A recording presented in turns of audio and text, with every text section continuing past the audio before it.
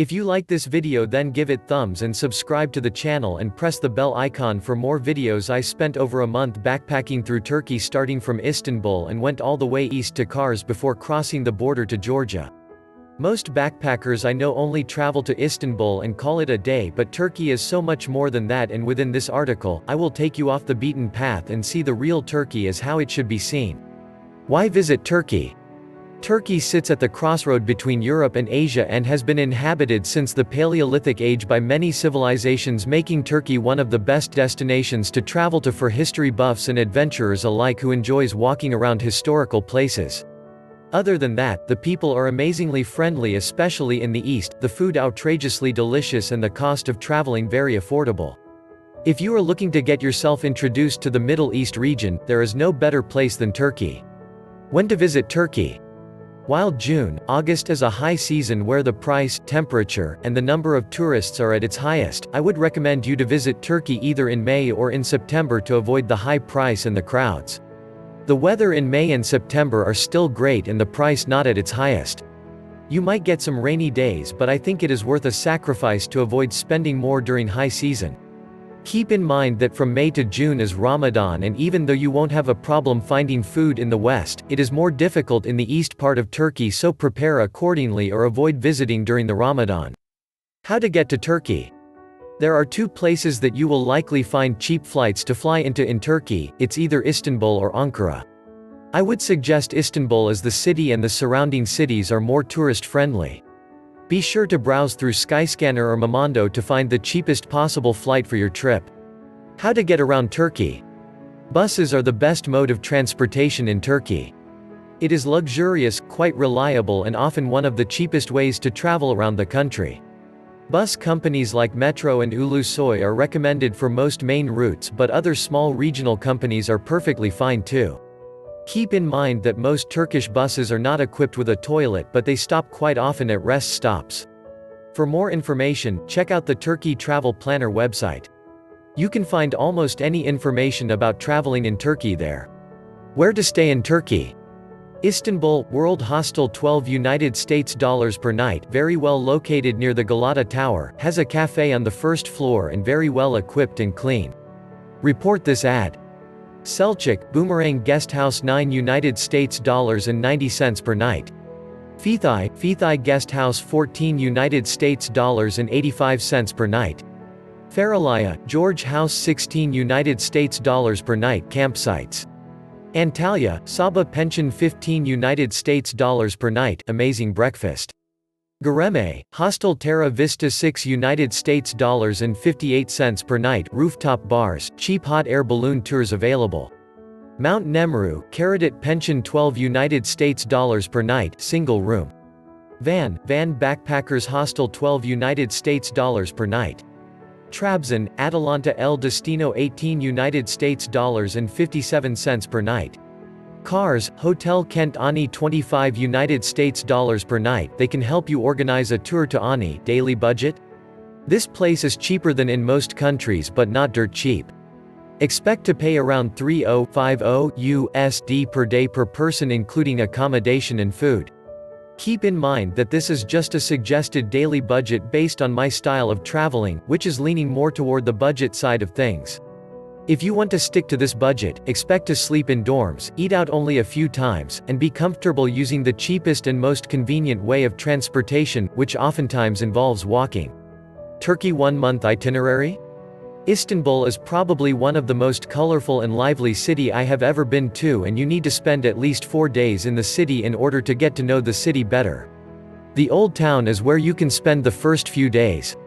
Here are the things worth seeing in the Old Town: Hagia Sophia, the Blue Mosque, Topkapi Palace, Basilica Cistern, and the Grand Bazaar.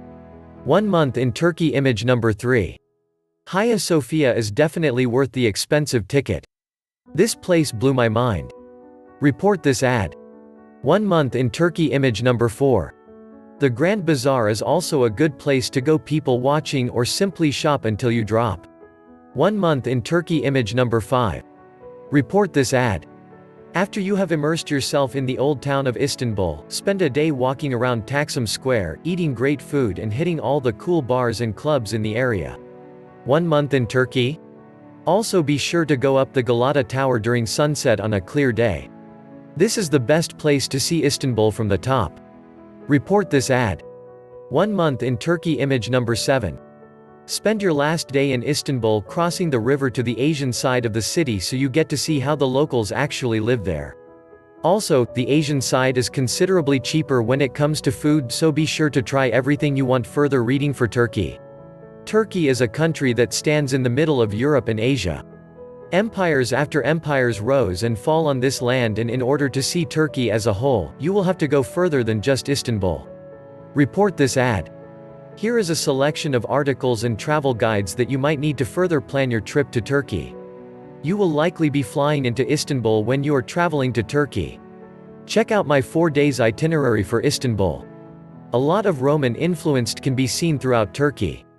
One of the big ones is Ephesus, a Roman ruin near Selçuk, south of Istanbul. Here's a quick guide on how to get to Selçuk and visit Ephesus. Pamukkale is a popular tourist attraction since the ancient time. People from all over come to bath in these white salt pools along the cascade. It is an incredible sight to behold, and if you want to visit, check out my 1-day travel guide to Pamukkale.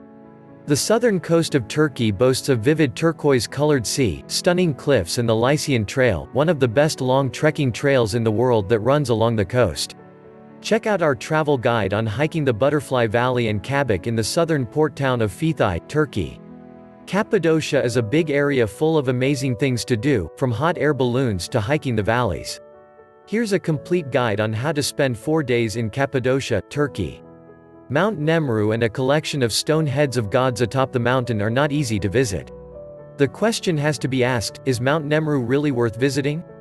We have the answer. It's time to go off the beaten path with a visit to Van, a city in eastern Turkey known for its massive breakfast and an Armenian temple on an island. Here's a travel guide on how to visit Van, Turkey. The northern coast of Turkey, below the Black Sea, is also a great place to go off the beaten path. Trabzon is an important ancient port city full of history waiting for you to explore. Check out my travel guide on how to visit Samela Monastery in Trabzon. Kars is a city located on the easternmost part of Turkey and along the border with Armenia. There's an ancient Armenian ruin called Ani that will blow your mind away. Here is a complete guide on how to visit Ani from Kars, Turkey. Not convinced by my words?